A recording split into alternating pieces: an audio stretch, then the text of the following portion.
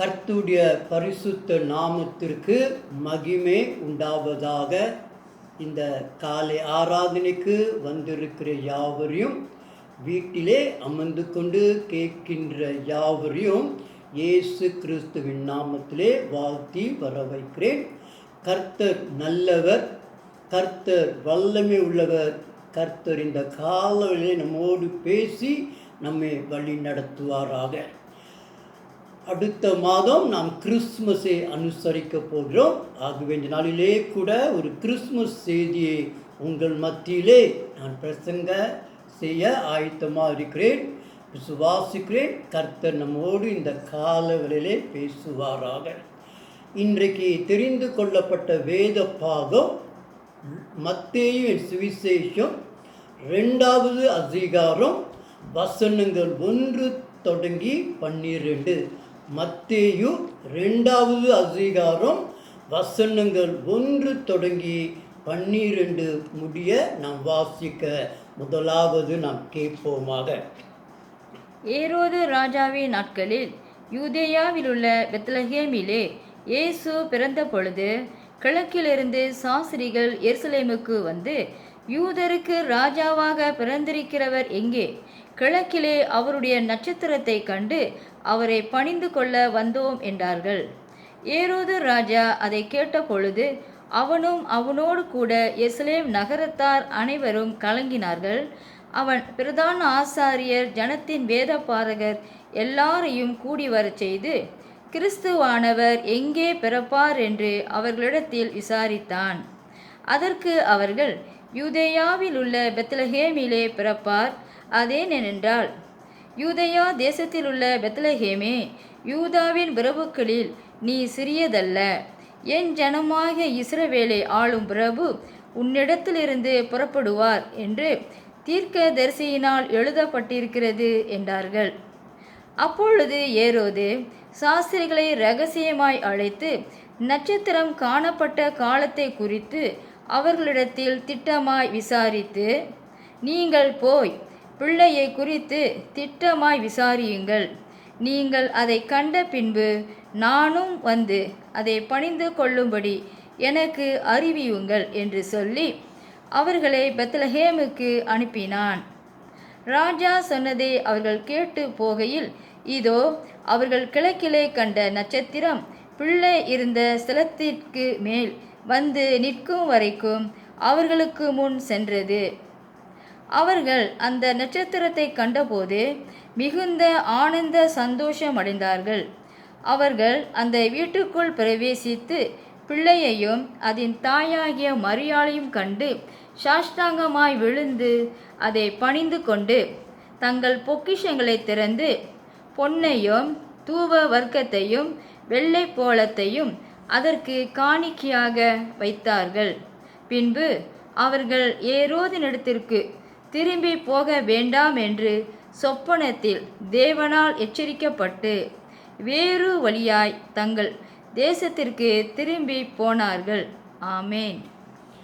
அன்பான தேவ பிள்ளைகளே, கர்த்தருடைய ஜனமே, கிறிஸ்துமஸ் என்றால் இயேசுவுடைய பிறப்பு, அது ஒரு ஆராதனை. ஆகவே கிறிஸ்துமஸ் என்றால் ஆராதனை. இந்த கால வேளையிலே உங்களோடு ஆராதனை என் பாதையை குறித்து உங்களோடு நான் பேசுவதற்கு ஆயத்தமாய் வந்திருக்கிறேன். பிரசங்கத்தின் தலைப்பு என்னவென்றால் ஆராதனையின் பாதை. கர்த்தர் நம்மோடு பேசும்படியாக, ஆவியானவர் நம்மோடு விளக்கம் கொடுக்கும்படியாக நாம் கண்களை மூடி சற்று நேரம் ஜெபிப்போமாக. இயேசுவே, இந்த கால வேளையிலே உம்முடைய நாமத்தை மகிமைப்படுத்தி கனப்படுத்தி துதித்து சோத்தரிக்கின்றோம். மரண ஜெயிச்சவரே மக்கு சோத்திரம், பாதாளத்தை வென்றவரே மக்கு சோத்திரம், உயிரோடு இருக்கிறவரே மக்கு சோத்திரம். இந்த கால வேளையிலே இந்த பகுதியின் மூலமாக எங்களோடு நீர் பேசுவீராக. எல்லா தடைகளையும் நீக்கி போட்டு தெளிவாக எங்களோடு பேசி ஆராதனையின் பாதையை எங்களுக்கு நீர் வெளிப்படுத்த நாங்கள் ஜெபிக்கிறோம். உம்முடைய கரம் எங்களோடு இருப்பதாக, உம்முடைய மகிமை எங்களோடு இருப்பதாக, உம்முடைய வார்த்தை எங்களோடு இருப்பதாக. எங்களை தாழ்த்தி உம்முடைய கரத்திற்குள் ஒப்பு கொடுக்கிறோம். நீர் பேசும், நாங்கள் கேட்கிறோம். இயேசுவின் நாமத்தில் ஜெபிக்கிறோம் பரலோகத்தின் பிதாவே, ஆமென். தேவ ஜனமே, என்றைக்கு இயேசு கிறிஸ்து உலகத்திலே ஒரு குழந்தையாய் பிறந்தாரோ அவர் ஆராதனைக்கு பாத்திரராய் காணப்பட்டார். அவர் பரிசுத்தமானவர். அவர் ஆராதனைக்கு காரணமாய் பாத்திரவானாய் அவர் காணப்பட்டார். இயேசு இல்லாமல் ஆராதனை இல்லை. இயேசு தவிர வேறு ஒருவரையும் நாம் ஆராதிக்க கூடாது. இயேசு என்றைக்கு ஒரு குழந்தையாக உலகத்திலே அவர் பிறந்தாரோ அன்றைக்கே அவர் ஆராதனைக்கு பாத்திரராய், ஆராதனையாய் உலகத்திலே தோன்றினார் என்று சொல்லி நாம் பார்க்கலாம், நாம் கற்றுக்கொள்ளலாம். தேவனுடைய சித்தம் என்னவென்றால் ஒவ்வொருவரையும் இயேசுவை ஆராதிக்க அழைத்து வர வேண்டும் என்றுதான் பிதாவுடைய சித்தம். என்றைக்கு இயேசு உலகத்திலே குழந்தையாய் பரிசுத்தமாய் பிறந்தாரோ பிதாவுடைய சித்தம் என்னவென்றால் உலகத்திலே ஜீவிக்கிற அனைவரும் இயேசுவை தேடி அவரை ஆராதிக்க வர வேண்டும் என்கின்ற ஒரு பெரிய தேவ சித்தம் என்று சொல்லி நாம் அறிந்து கொள்ள வேண்டும், நாம் புரிந்து கொள்ள வேண்டும். இயேசு கிறிஸ்து பிறந்த அந்த நாளிலே முதலாவது தேவன் மேய்ப்பர்களே அவருடைய பிறப்பின் ஆராதனைக்கு அழைத்தார். இந்த மேய்ப்பர்கள் யூதர்கள், தேவனை அறிந்தவர்கள்.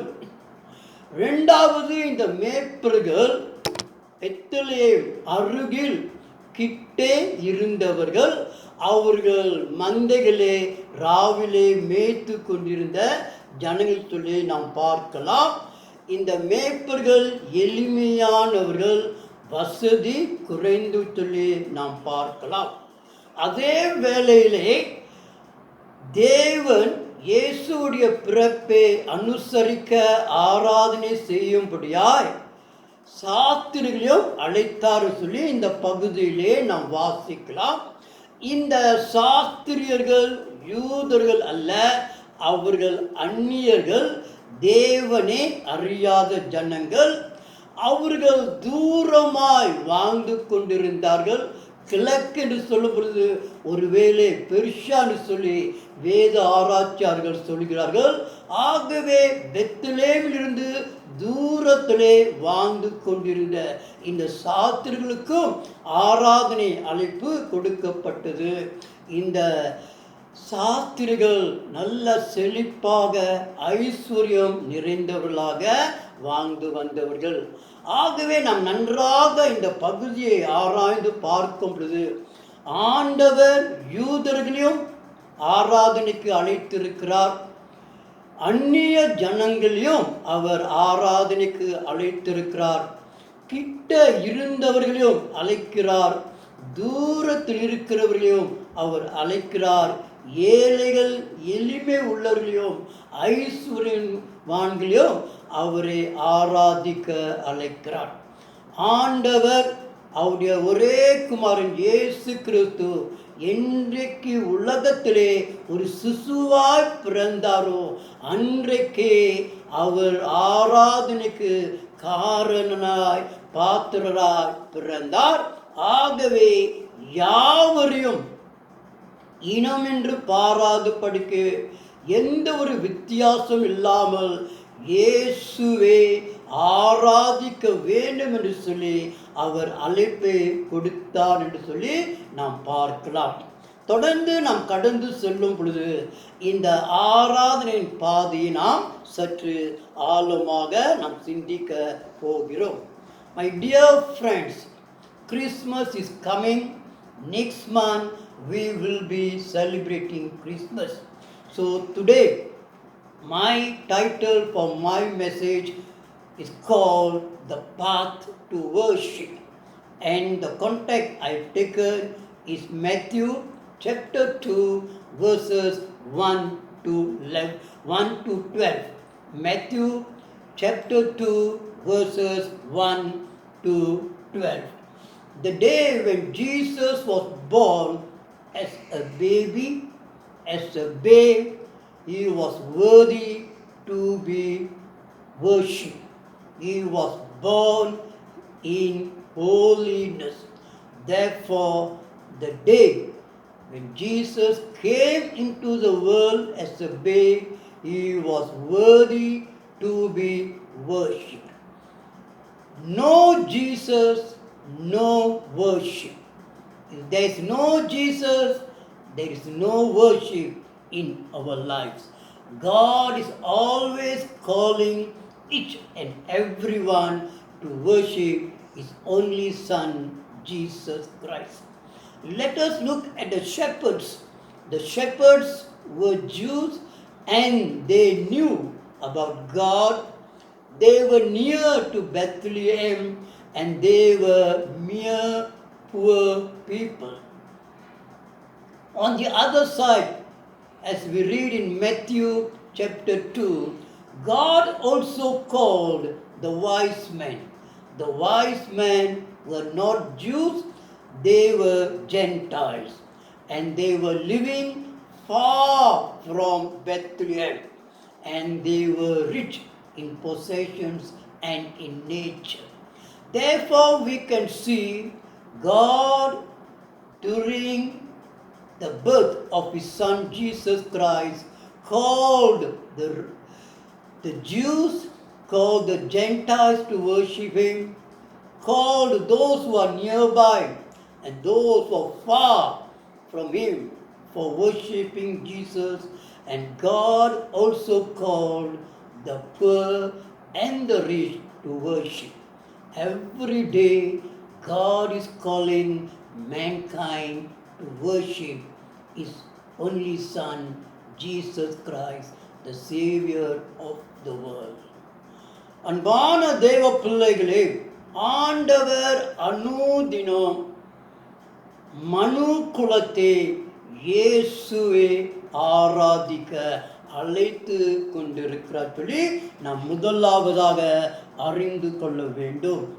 தொடர்ந்து நாம் கடந்து பார்ப்பது என்னவென்றால், இந்த சாஸ்திரியர்கள் ஆராதனைக்கு எடுத்துக்கொண்ட பாதை அல்லது ஆராதனை பாதையை நாம் பார்க்கும் பொழுது, இந்த சாஸ்திரியர்கள் இயேசுவை ஆராதிப்பதற்கு 3 பாதைகள் தெரிந்து கொண்டார்கள்.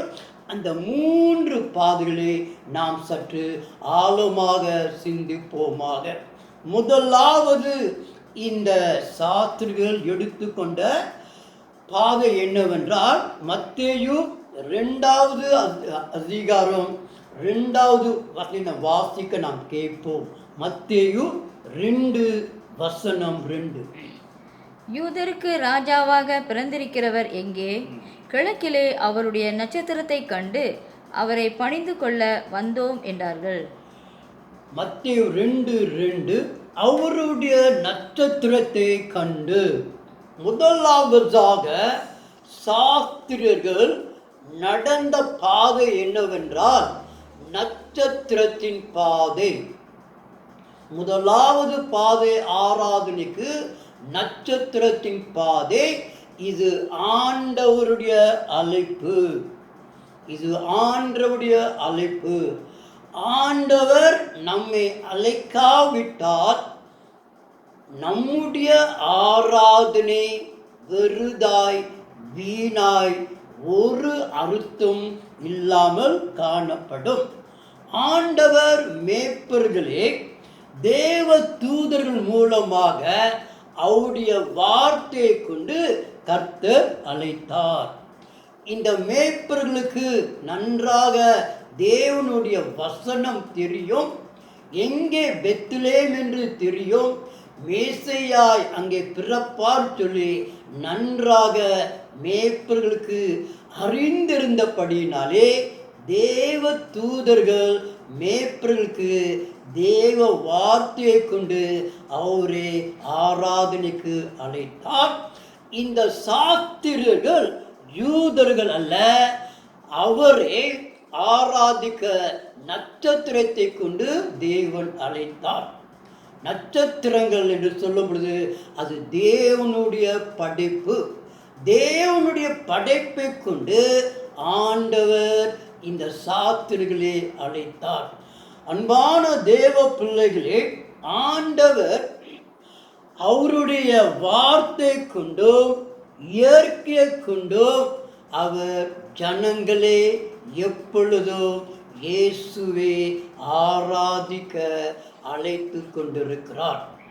முதலாவது பாதையில் ஆண்டவர் எப்படி நாம் ஆராதிக்க வேண்டும் என்று சொல்லி எப்படி நம்மை அழைக்க சொல்லி நாம் பார்க்கும் பொழுது ஆண்டவர் வார்த்தையினாலும் அல்லது இயற்கையினாலும் மனு குலத்தை எப்பொழுதும் இயேசுவை ஆராதிக்க அழைக்கிறவராயிருக்கிறார். ஆண்டவர் ஆராதனை பாதையை பல விதத்தில் மனுஷர்களோடு பேசி கொண்டிருக்கிறார். பல விதத்தில் ஆராதனை பாதையை அவர் நமக்கு காட்டுகிறார். முதலாவது இந்த சாஸ்திரிகள் நடந்தின பாதை என்னவென்றால் நட்சத்திரத்தின் பாதை. First of all, the wise man took 3 parts to worship Jesus. The first part we can see in Matthew chapter 2 verse 2. They followed the star, the path of the star. The path of the star is God's calling. God is forever calling us to worship His Son Jesus Christ. God called the shepherds by His angels because the shepherds were Jews. They knew Bethlehem and they knew the Messiah will be born in Bethlehem. Therefore, God uses His word to call His people to worship. Whereas the wise men were not Jews and they did not understand the Jewish culture or nature, and God used the star, His creation, to call them to worship Jesus. God uses His word or His creation to call us to worship Jesus Christ. My dear friends, every moment God is using His word or His creation for us to come to Jesus and to worship Him. So the wise man, the first path is called the path of the star. அன்பான தேவ பிள்ளைகளே, முதல் பாதை நட்சத்திரத்தின் பாதை, தேவனுடைய அழைப்பின் பாதையிலே இந்த சாஸ்திரிகள் கடந்து கொண்டிருக்கும் பொழுது இரண்டாவது பாதை அவருக்கு முன்பதாக தோன்றுகிறது. அது என்னவென்றால் மத்தேயு 2வது அதிகாரம் 3வது வசனத்தை நாம் பார்க்கலாம். மத்தேயு 2 வசனம் 3, இந்த 2வது பாதையை நாம் பார்க்கலாம். ஏரோது ராஜா அதை கேட்ட பொழுது அவனும் அவனோடு கூட எருசலேம் நகரத்தார் அனைவரும் கலங்கினார்கள். 2வது பாதை மத்தேயு 2 வசனம் 3. ஏரோது ராஜா அதை கேட்ட பொழுது, ஏரோது ராஜா அதை கேட்ட பொழுது. 2வது பாதை அரண்மனையின் பாதை. முதல் பாதை நட்சத்திரத்தின் பாதை, இரண்டாவது பாதை அரமனையின் பாதை. இது பிசாசுடைய அழைப்பு, இது பிசாசுடைய பாதை, இது உலகத்தின் பாதை, இது பாவத்தின் பாதை, இது அழிவின் பாதை, இது மரணத்தின் பாதை. எப்பொழுதெல்லாம் ஆண்டவர் நம்மை ஆராதிக்க அழைக்கிறாரோ, பிசாசானவன் ஆராதனைக்கு தடையாக நமக்கு முன்பதாகவே தடை செய்கிறான். இது ஆராதனையின் பாதை. நன்றாக கற்றுக்கொள்ள வேண்டும், புரிந்து கொள்ள வேண்டும். எவ்வளவு நாம் ஆராதிக்க இயேசுவை ஆயத்தமாக இருந்தாலும் நமக்கு முன்பதாக இந்த அரமனையின் பாதை, பிசாசுடைய பாதை, உலகத்தின் பாதை நமக்கு முன்பதாக நம்முடைய சிந்தனைகளையும் எண்ணங்களையும் ஆராதிக்கும்படியாக தடை செய்கிற பிசாசுடைய பாதை நமக்கு முன்பதாக எப்பொழுதோ இருந்து கொண்டிருக்கிறது. இதை தாண்டி சென்றால்தான் நாம் உண்மையான தேவனை இயேசுவை ஆராதிக்க முடியும். பிசாசானவன் தேவனுடைய ஆராதனை பாதையை அடைக்கிறவனாக ஆராதனைக்கு முன்பதாக அவன் அங்கே காத்து கொண்டிருக்கிறான். ஆகவே சத்தியம் என்னவென்றால், ஆண்டவர் நம்மை ஆராதிக்க அழைத்தாலும் நாம் நேராக செல்வதற்கு கடினமான ஒரு காரியம். பிசாசானவன் ஏரோதை போல ஆராதனை பாதையாக தடை செய்கிற அரமனையின் பாதையிலே நம்மை வழி நடத்த ஆசைப்படுகிறார். கற்றுக்கொள்ளுங்கள், அறிந்து கொள்ளுங்கள். ஆராதனையின் பாதை இரண்டாவது பாதை பிசாசுடைய பாதை. அதை மேற்கொண்டால் ஒழிய நாம் பயபக்தியோடு ஒரு ஆராதனை செய்ய கூடாதமான ஒரு காரியம். தேவனுடைய பாதையை விட்டு இந்த சாஸ்திரம் இரண்டாவது பாதையாக அரமனையின் பாதையிலே நடந்து கொண்டு அவர்கள் அங்கே ஏரோடு இடத்திற்கு முன்பதாக பேசிக்கொண்டு காணப்படுகிறது. My dear friends, the first path, the path of the star is God's calling. When God's calling comes, we can see in Matthew chapter 2 verse 3, the second path, the path of the palace. This is the path of the devil. This is the call from the devil. This is the path of the world. This is the path of sin, and this is the path of destruction and death. The devil closes the path of God.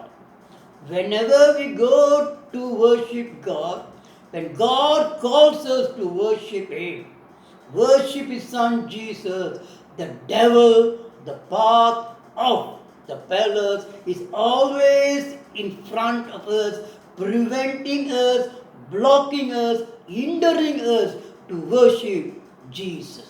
We have to cross through the path of the palace, the path of the devil, to have a meaningful worship.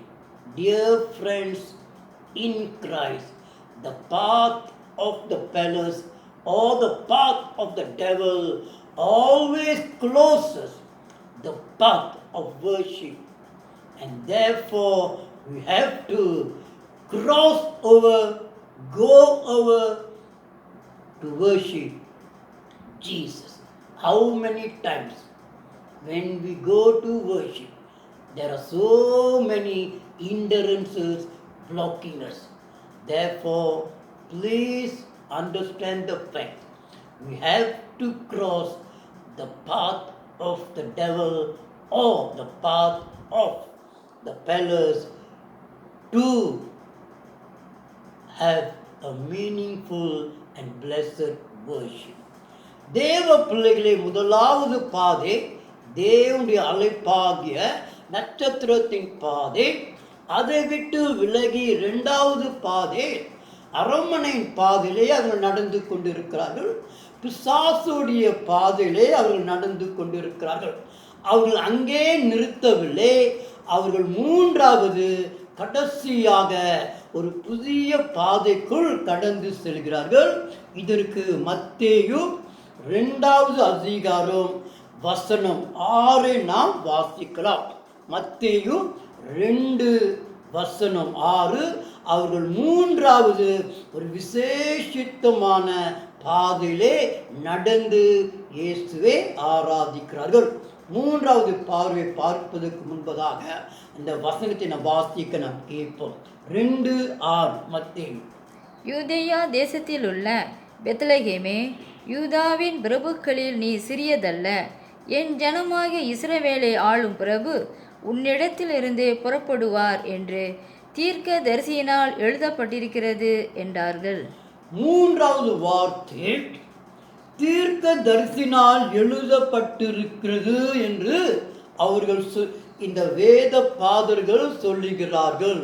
மூன்றாவது பாதை ஆராதனைக்கு அன்பான தேவ பிள்ளைகளே, வேதத்தின் பாதை, தேவனுடைய வசனத்தின் பாதை.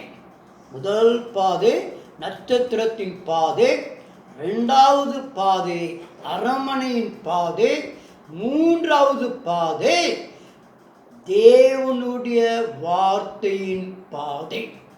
இதுதான் ஆராதனைக்கு உண்மையான ஒரு பாதை, ஆராதனைக்கு மெய்யான ஒரு பாதை. இந்த வசனத்தின் மூலமாக தான் நாம் இயேசுவை உண்மையோடு பயபக்தியோடு தெய்வீக ஆராதனை செய்ய முடியும். வார்த்தை இல்லாமல் நாம் இயேசுவை ஒரு காலமும் உண்மையோடும் உத்தமத்தோடும் ஆராதனை செய்ய முடியாது. ஆகவே சங்கீதக்காரன் சொல்லுகிறான், 119 105வது வசனை வாசிக்க கேட்போம். உம்முடைய வசனம் என் கால்களுக்கு தீபமும் என் பாதைக்கு வெளிச்சமுமாய் இருக்கிறது. அவர்கள் மூன்றாவது வெளிச்சமாய் தீபமாய் இருக்கிற இந்த வார்த்தையின் பாதையிலே அவர்கள் ஆராதனைக்கு அவர்கள் கடந்து செல்கிறார்கள். அன்பான தேவ பிள்ளைகளே, யோவான் 4:24 நாம் வாசிக்கும் பொழுது அங்க இயேசு சொல்கிறார். யோவான் 4:24 வாசிப்போம்.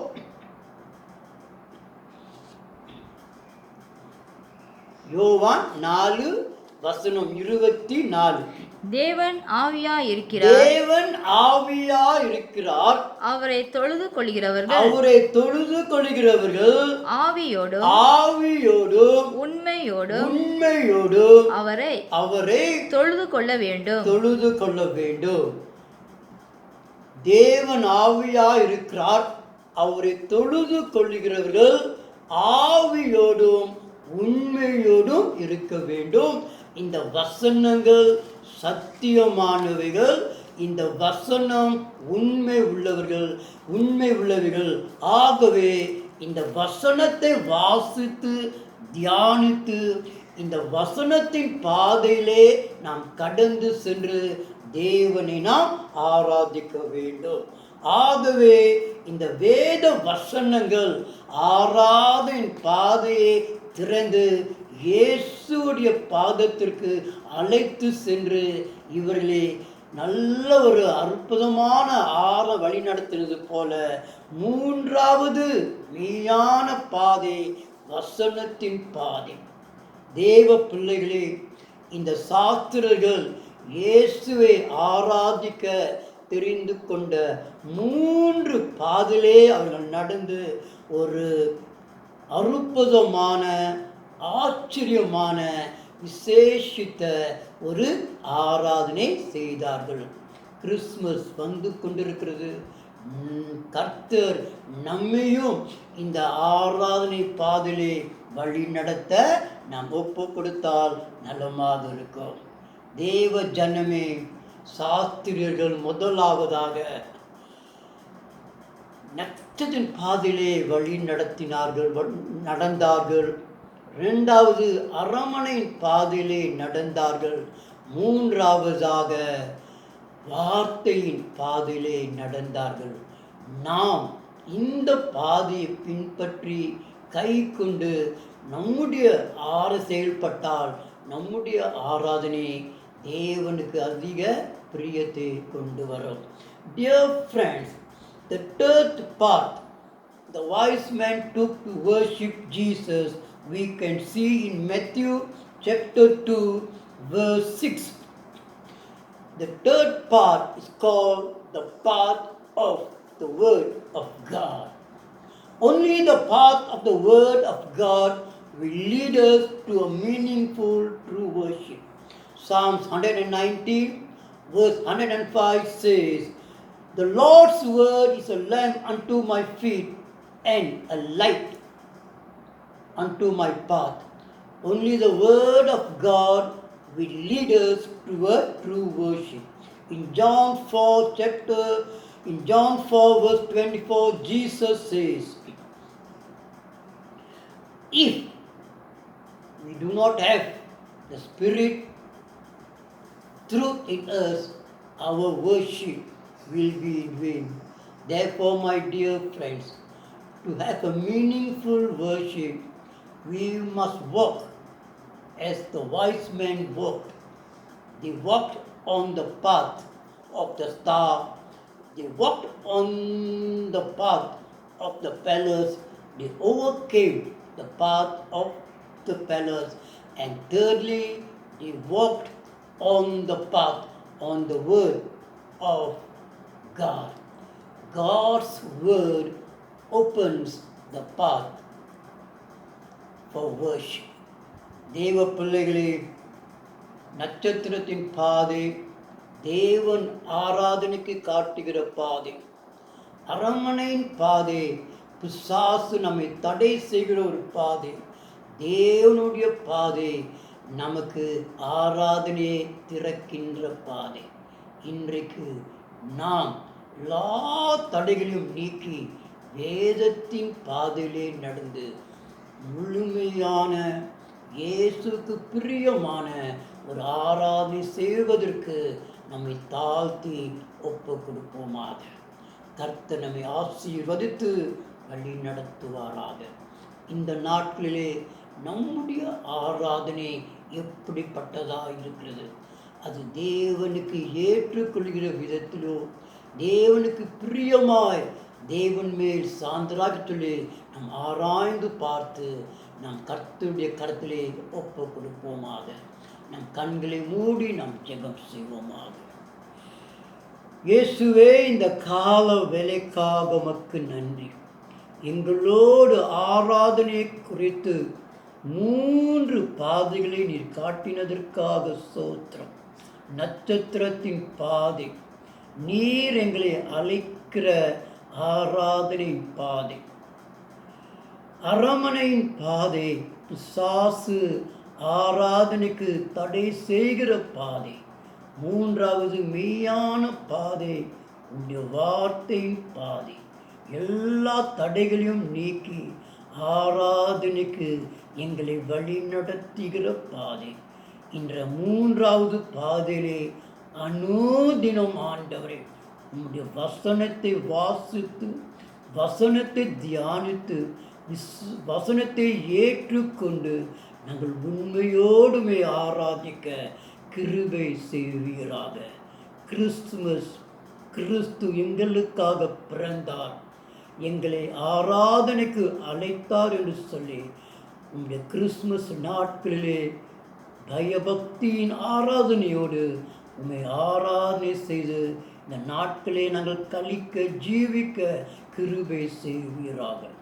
ஒவ்வொரு ஆராதனையும் உங்களுடைய நாமம் மகிமை அடைவதாக. எங்களை தாழ்த்தி உம்முடைய கரத்தில் ஒப்புக் கொடுக்கிறோம். எங்களை ஆசீர்வதித்து வழி நடத்துவீராக. இயேசுவின் நாமத்தில் ஜெபிக்கிறோம் பரலோகத்தின் பிதாவே. ஆமென், ஆமென். கர்த்தர் உங்களோடு இருந்து உங்களை தொடர்ந்து வழி நடத்தி இந்த கிறிஸ்துமஸ் நாட்களிலே நல்ல மிகுதியான சந்தோஷம் சமாதானம் உங்கள் இல்லங்களிலே இருதயத்திலே நிரம்பி இருக்க கிருபை செய்வாராக. ஆமென்.